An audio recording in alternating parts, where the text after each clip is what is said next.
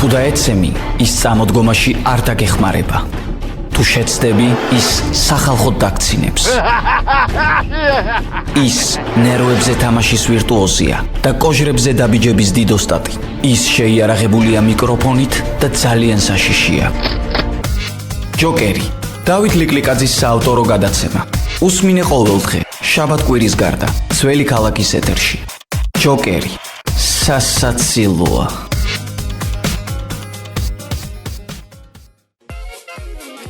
ისინი, ვინც გამუდმებით არიან ოჯახის შეუქმნელობის კომპლექსსა თუ სტრესში, ხშირად ემართებათ დაოჯახებულობის განცდა.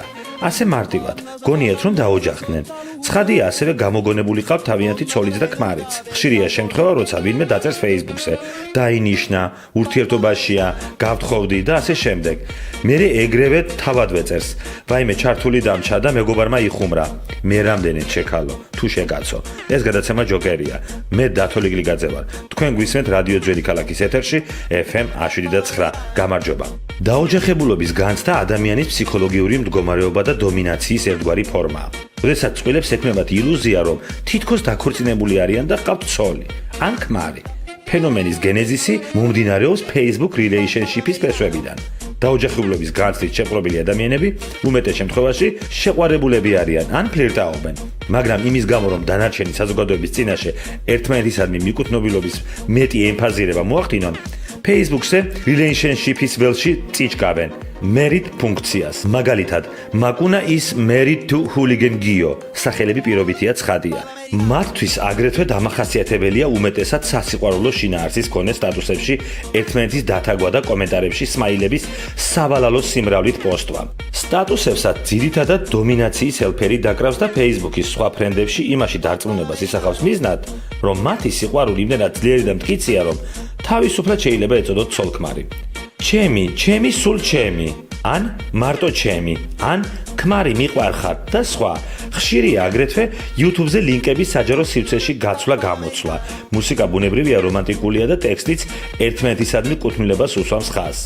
ფსიქოლოგიაში ცოლქმრობის ფენომენის კიდევ ერთი გამოვლინებაა საერთო პროფილის გახსნა.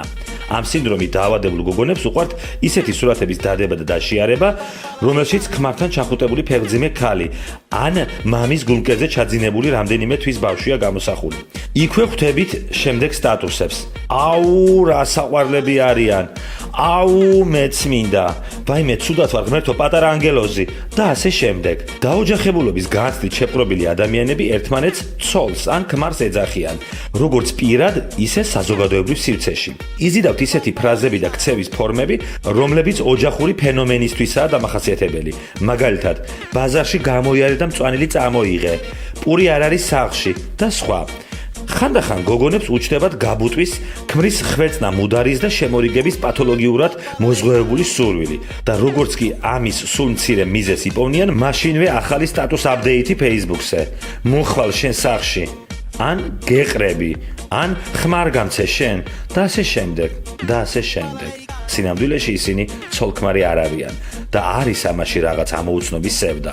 დაოჯახებულების განცდით შეპყრობილი ადამიანები პირად ურთიერთობებშიც მრავლად მოიპოვებიან, თუმცა მათი დაოჯახების დემონსტრირების ძირითადი არეალი მაინც Facebook-ია. ეს გადაცემა ჯოკერია. მე დათო ლიკლიკაძე ვარ. შევხვდებით ერთმანეთს ყოველდღე შაბათ-კვირის გარდა. თუ დაეცემი, ის წამოდგომაში არ დაგეხმარება. თუ შეცდები, ის სახალხოდ დაგცინებს. ის ნერვებზე თამაშის ვირტუოზია და კოჟრებზე დაბიჯების დიდოსტატი. ის შეიარაღებულია მიკროფონით და ძალიან საშიშია. ჯოკერი. დავით ლიკლიკაძის საავტორო გადაცემა. უსმინე ყოველდღე, შაბათ-კვირის გარდა, ძველი ქალაქის ეთერში. ჯოკერი. სასაცილოა.